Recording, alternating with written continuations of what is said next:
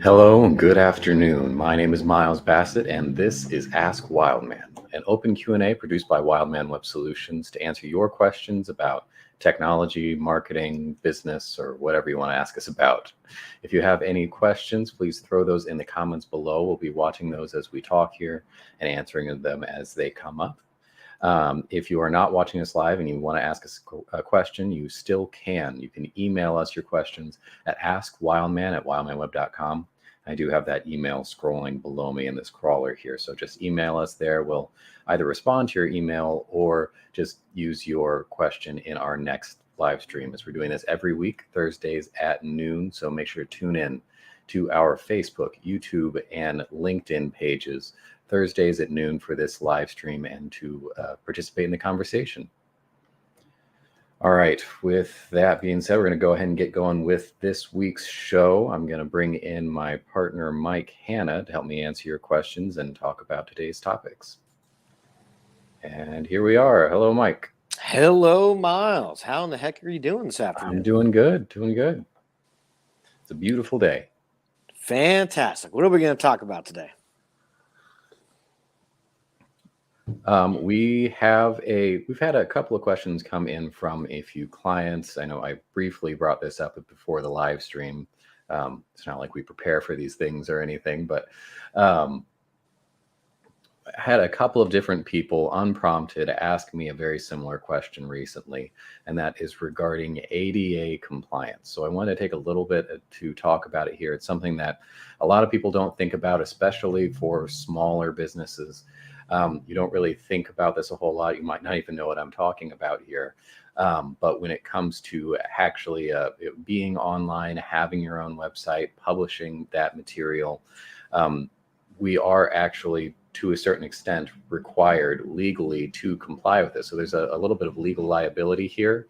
And there's also a portion of the population that gets passed over a little bit when we're talking about interacting with people online. So high-level discussion here. The ADA is the Americans with Disabilities Act. There are portions of it that, there's actually several sections of it, but I believe Title 1 and 3 are the ones that are relevant to us here today. The idea is that we as business owners, when we put out a website, when we publish a website, we are responsible for making that in some way accessible to people who have some sort of disability that makes it more difficult for them to navigate a standard website. The classic, the most obvious example is the visually impaired. So if you have severe visual loss somewhere and you are interacting with a website, a lot of websites are 100% visual. There's no way to really navigate around them if you can't see where your mouse is going, or if you can't see the text on there. A lot of people will use a tool called a screen reader that will audibly read to them, read aloud what is on the web page. But the website needs to be made compatible with screen readers in order for that to be a viable option for them. So a lot of these people, whether you're talking about someone with visual disability or some sort of physical disability that doesn't allow them to use a mouse, so they have to navigate using just the keyboard, or even just something like ADHD that makes some websites really difficult. Mike, I know you and I were just looking at another website earlier today that had opened up with a video that was very flashy and had all these bright colors going everywhere that could actually be seizure inducing. So that's one of those places where it would not necessarily be accessible to everyone. And according to the ADA, if you have a publicly facing website, so this is something that is open to the public, it's not just internal, but it's open to the public, then you are required to make this thing accessible to a certain degree. A lot of people don't, and I think it just, especially on these smaller scale things, if you don't have a ton of traffic going to your site, then no one's going to call you on that. But you could potentially open yourself up to some legal action there. I know people that's happened to where they've just gotten big enough where they caught the attention of someone. There are some law firms out there that exist solely for this. They'll go around finding people that are not ADA compliant, threaten them with some sort of legal action, take a settlement, and move on to the next next complaint that they can find. So this kind of has two major benefits. One is making your site legitimately accessible to people with disabilities, and then the other side is protecting yourself legally from these kinds of legal actions, making sure you don't get sued and either have to pay a bunch of money in a settlement or pay a bunch of legal fees to get your way out of this. So again, that's the kind of the high level overview here. I want to talk a little bit more on some specifics, but Mike, I want to give you a chance to chime in here. Again, I know we didn't necessarily prepare this or anything, but did you have any thoughts or anything you wanted to toss in at the top? Miles, there's nothing I could have prepared for because I know absolutely nothing about the ADA, and this is 100% in your department. But I'll tell you this, uh, I think about it, of course, from a marketing and sales perspective. And why would you not want it to be accessible to everyone? Why would you want to lose out on a potential customer and a potential sale because they couldn't understand or hear or read your site properly? So, just thinking about it in those terms, this is something that's super important, even if you're never going to get, a knock on the door from one of these law firms that you're talking about. You could be potentially losing out on customers and not making them feel welcome and converting them into, a lifetime customer. So that's a big loss right there in and of itself. And this is also just a good reminder, to me, that people should have their websites audited. I didn't even know about these compliance issues till a few years ago. And I'm sure a lot of people are hearing about this for the first time today thinking, what? I never even thought of that. And there's a whole lot of things, from the speed of your site to your listings to your SEO that, aren't exactly obvious, especially to the layman. And so it's always a good idea to have an expert, do an audit of your site at least once a year, probably preferably twice a year. Miles, you can tell me if that's not even enough in your mind, but there are so many things that go into making a really efficient, really effective, and highly converting website that you're probably not even aware of or thinking about. So just like, going in to get your car tuned up and checked, every 20,000 miles or so, you need to be doing the same thing with your website. Yeah, I mean, you make a good point there that it is a good marketing decision. I mean, we are talking to business owners here, so ultimately we're trying to sell something. But as far as we're concerned here, looking at specific disabilities that would impact someone's ability to interact with the internet, we're looking at roughly 20% of the population. So Wow. this is not a small sub-market or anything. So if you are not making yourself accessible to them in some way, I mean, can you imagine not being able to use the internet? Like just not being able to normally use the internet because you have to navigate via a keyboard, or again, you're just visually impaired, or any number of disabilities out there that interact with someone's ability to interfere with someone's ability to interact with a standard website. A slight detour, Miles, but I've heard this has been a big complaint in the entertainment world about cashless venues, which has become extremely popular, whether it's a sporting event or a concert event or whatnot. And there's been a lot of pushback from less tech savvy older people. We're not even talking about regular disabilities here. We're just talking about people that they didn't grow up with Apple Pay and all this stuff, so they're not using it, and they get to a place where they can't use cash, and they're quite upset about it. So you also just got to think about this in terms of broader accessibility. The saying that we always do say is, don't make your customer jump through hoops to give you money. And I think that applies quite accurately to this discussion. Yeah, it's separate but very related conversation of, we're trying to push further and further and further, use more technology. And of course, that is my answer and your answer as the heads of a digital marketing agency. But we can't forget about how different people will interact with our business. And so if we do have a significant portion of the market that just wants to use cash, or is, that's the only option that they have, then we have to be very careful about cutting them out of our business here. So yeah, I guess that's probably a third point. The first one is don't get sued. The second one is actually making yourself accessible to these, to a huge portion of the potential market. And then the third one there is that just that marketing principle of you're shooting yourself in the foot here if you are not making yourself accessible to people.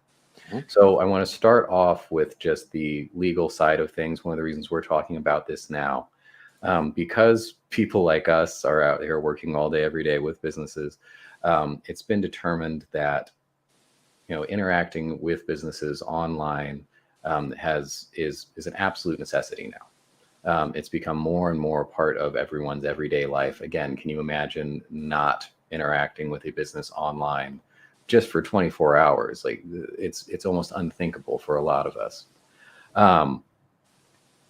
And so actually back in 2018, the DOJ clarified that websites are considered places of public accommodation, and therefore they have to comply with the ADA, and they put in place an accessibility standard. So if you ever see the WCAG, that is the accessibility standard that websites are now required to hold to. Now, the legal standard is not exactly this. This is actually the question that I got. I guess the first one I got last week was someone asking, hey, what do I have to do in order to be in compliance here? I want to be in compliance, but I don't know how. I don't know what to look at. What should I be doing here? Mm-hmm. Because if you start looking into it, the actual standards there, the WCAG, is extensive. There's a ton of stuff. It's a whole textbook of information. And especially if you are not a web developer or someone in the space, then not only is it a ton of information, it's a ton of industry jargon and indistinguishable nothing. It's definitely not something actionable for a standard small business. So technically the legal definition or the legal requirement there is that you show a reasonable effort to be in compliance.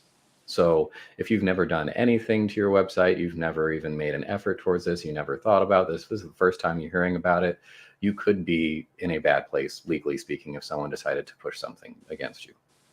However, if you've really made a good effort here, you're not necessarily in compliance with 100% of the WCAG, but you've clearly put some resources towards this, you've tried to make your website compatible, then you should be fine from a legal standpoint. That doesn't necessarily make it 100% accessible to the entire marketplace. So I guess our points 2 and 3, but you're covered there legally. So that's the first point that I wanted to get out there. It's like, I don't want this to be a whole scare thing for everyone.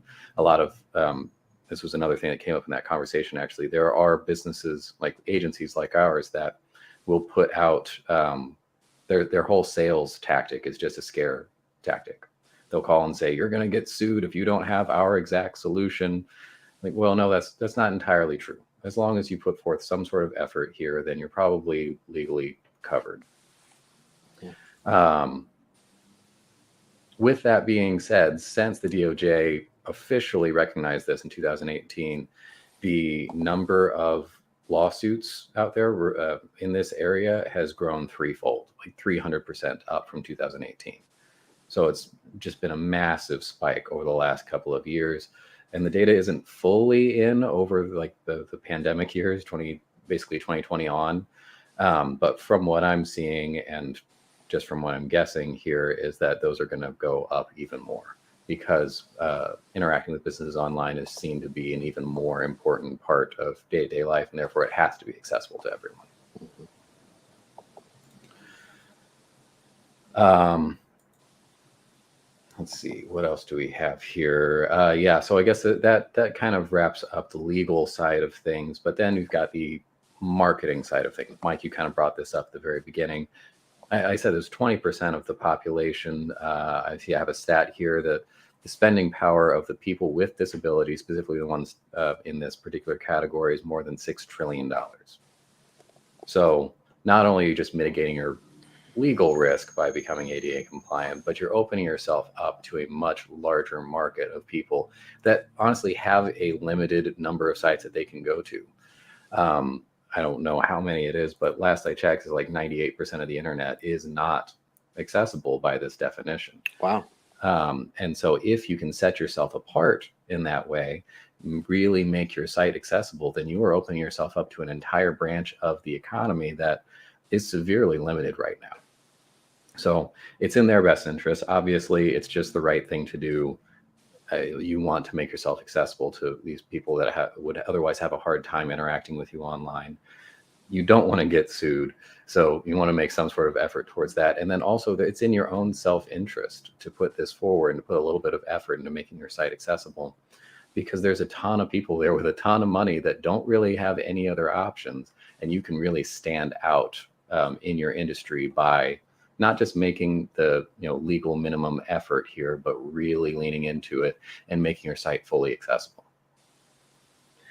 So I want to give Mike, do you have any other response to there, anything to add? Otherwise, I want to kind of roll into the actual actionable steps you can take, some recommendations here. I think we hit it. Let's get into some steps. Awesome. So again, this is something that a lot of people don't really think about, especially on the smaller business side of things. But it doesn't have to be that difficult. That was the other issue is up till a couple of years ago, it was almost impossible to really do this unless you're at a very large company. You have to have someone basically on staff. It's their job to manage the website and make sure everything is accessible to screen readers and other utilities out there. But there have been the advent of some new tools out there to make this way easier. We will actually be rolling one out on our website here very shortly.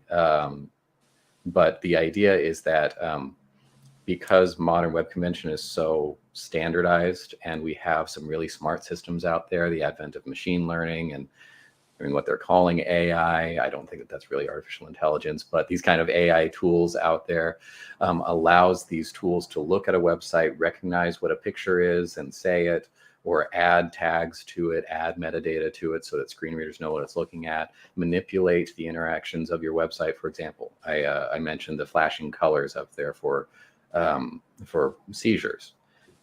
These tools have the ability to recognize those areas and maybe stop a GIF from playing or stop a video from automatically playing, or to alter the colors being displayed on the website to bring it down to more neutral tone so it's not so bright and flashy. So if you have this preset on there on this tool as a, here's the prevent seizure buttons, here's the visually impaired button, you can click one of these things and it will automatically restructure your site to be optimally available to that person with that specific disability.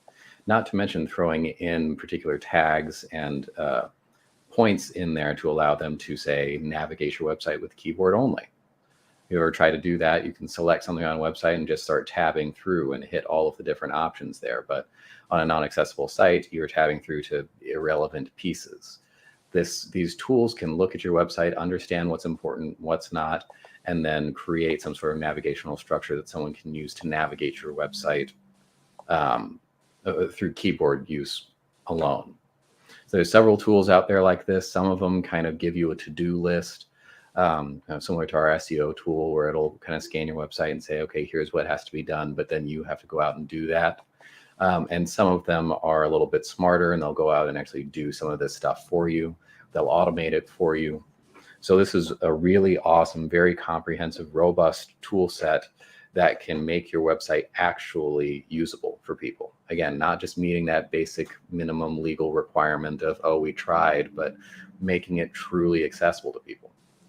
And then the other thing that a lot of these tools do is that they will create this legal docket for you, this document that says, here's everything that we've done over the last 6, 9, 12 months, as long as this tool has been active on your site, showing clear, documented tasks that have been completed either by you manually using the tool or by the tool automatically, doing this stuff by itself, documenting it all so that if something were to happen, if you were to get sued, if one of these agencies were to threaten you with some sort of lawsuit looking for some sort of settlement or something, you have that bulletproof document that sets you up for that legal standard, showing not only have we done the basic level here of showing some sort of effort, we've actually put a lot of effort into it. And here's every single task that we've made or that we've done over the last 12 months towards this specific goal. That ends up being effectively a bulletproof legal strategy in terms of your legal mitigation policies here. So as far as actual actionable things. Previously, I would have told you to go out and make sure all of your image meta tags are there, that you have all of your screen readers settings in there, all of your alt text in there. It's a big, long manual process, and one that I've done for clients. I've done for people before. It's not immensely complicated, but it's massively time consuming. And if you, again, aren't a web developer or someone that does this all day, it can be incredibly difficult. And it's just not really feasible for a lot of small businesses. These new tools, however, you can just plug them into your website and they knock all that stuff out for you. So if you know what you're doing and you have a small site, you can go through and just make sure you have all of your alt text put in there. You've got all those proper settings. You have this entire thing at least available for screen readers and whatnot.